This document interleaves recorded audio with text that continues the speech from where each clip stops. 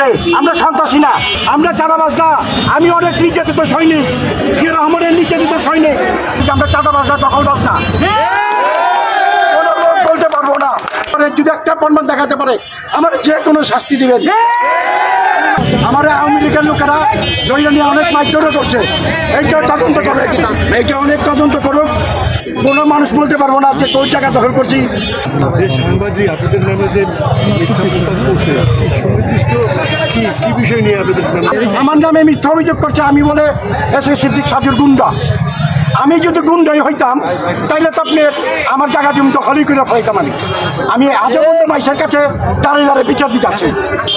শহীদুল্লাহর কাছে আমি আমার দোকান থেকে মাল নিয়ে গেছে 7,60,000 টাকা মোবিল নিয়ে গেছে।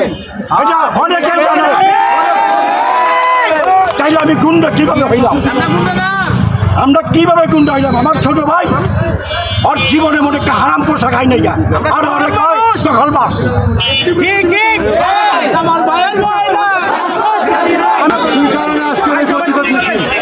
প্রতিবাদ মিছিল হয়েছে, আমাদের নামে মিথ্যা প্রচার করছে এক সাংবাদিক জুলফিকার সানি।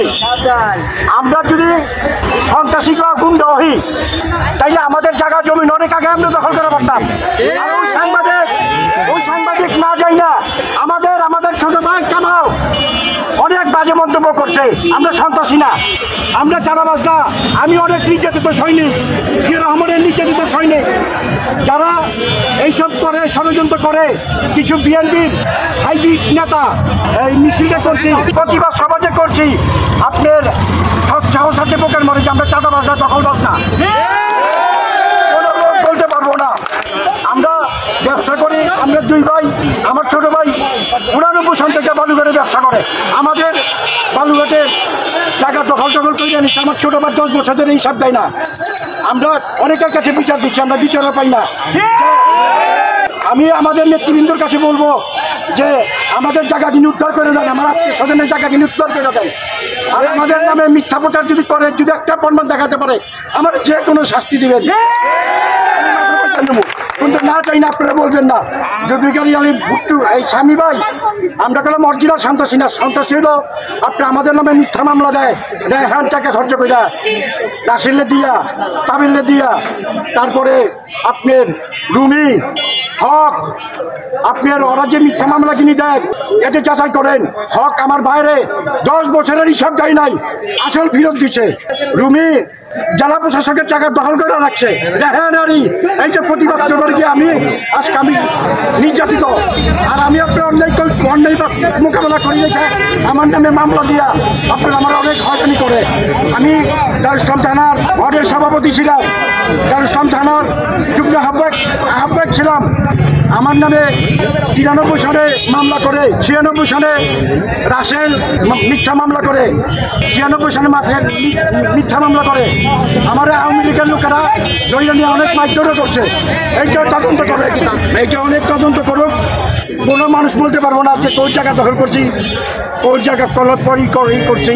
যে সাংবাদিক আপনাদের নামে যে মিথ্যা প্রচার করছে, সুনির্দিষ্ট কি বিষয় নিয়ে আপনাদের আমার নামে মিথ্যা অভিযোগ করছে আমি বলে এসে সিদ্দিক সাজুর গুন্ডা। আমি যদি গুন্ডাই হইতাম তাইলে তো আপনি আমার জায়গা জমি তো হলি করে ফেলাইতাম। আমি আজমন্দ মাইসের কাছে দাঁড়িয়ে দাঁড়িয়ে বিচার দিতে যাচ্ছি।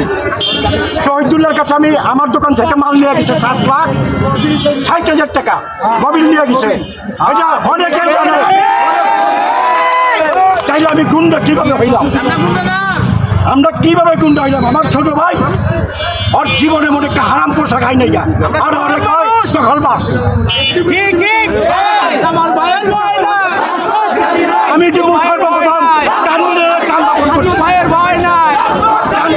আমি টিপু সর্বপ্রথম টার্মিনালের চাঁদা বন্ধ করছি। আচ্ছা, এখন আপনি কি চাচ্ছেন? প্রমাণ করো আমাদের জায়গা জমি যিনি ফেরত দেয়।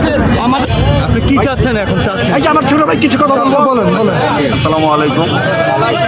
আপনার কিছুদিন আগে একটা ফেসবুকে আমাদের নামে মিথ্যা প্রচারণা শুরু করছে। আমরা জায়গা জমি দখল নাইম সাহেব, আপনারা দেখেন আমরা চাঁদাবাজি করে থাকি।